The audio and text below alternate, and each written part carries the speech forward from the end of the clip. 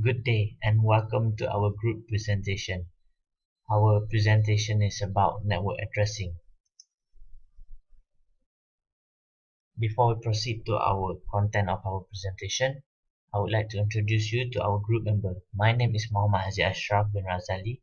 My friends Muhammad Zahid bin Anwar, Muhammad Saufid bin Muhammad Rashid, and Muhammad Razikin bin Dajali. So for our introduction, what is a network address? A network address is an identifier for a node or network interface of a telecommunications network. So a node is a computer and a network address is an identifier for the computer. So next, network addresses are often designed to be unique across the network, although some networks allow for relative or local addresses that may not be unique.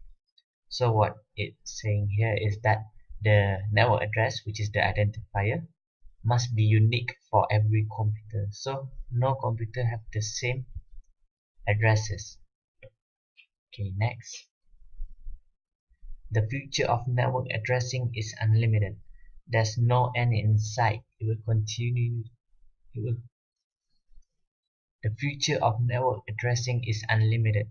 There's no end in sight. It will continue to grow because better people getting into it. Okay, now let's proceed to our MAC address, which is Media Access Control. What is MAC address? It is also called physical address. It is a unique identifier assigned to network interfaces for communications on the physical network segment. So as we all know just now, a node has a network address, which is an identifier. So to be specific, the identifier is the MAC address, which is the physical address on the computer. So media access control, which is the MAC address, is a sub-layer of the data link layer in the 7-layer of OSI network reference model. The MAC is responsible for the transmission of data packets to and from the network interface card and to and from another remotely shared channel. Okay, now let's move on to how a physical MAC address looks like. A MAC address is 48 bits long. A MAC address is commonly written as a sequence of 12 hexadecimal digits. So it is 48 bits long, which is then divided into two. The first one is the vendor number, while the second one is serial number. Okay, the first 24 bits used to identify the vendor. The yellow part here used to identify the vendor. So if the first 24 bits is 02608C, it is assigned to the 3Com Corporation, while 080020 is assigned to Sun Microsystems, and last but not least 0000A2, which is assigned to Wellfleet Communication. And as for the last 24 bits, it is assigned by the vendor. So these three vendors will assign the last 24 bits. And no two controllers have the same address. Okay, let's proceed to function of MAC address. So what is the function of MAC address?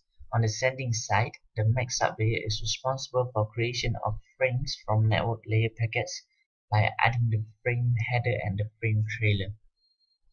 As for the receiving side, the MAC sublayer receives frame from the physical layer process and is responsible for accepting each frame by examining the frame header. It is also responsible for verifying the checksum to conclude whether the frame has come uncorrupted through the link without bit errors. Let's proceed to differences between MAC address and IP address. So for the MAC address, functions at the data link layer, while the IP address functions at network layer. MAC address is also known as the physical address, while IP address is the logical address.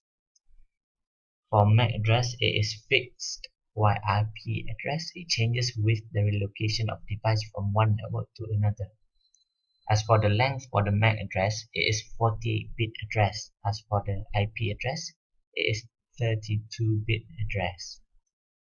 So we have come to the conclusion. In conclusion, MAC address uniquely identify a computer on the LAN. So in the local area network, a MAC address uniquely identify the computer, or in other words, the NOT.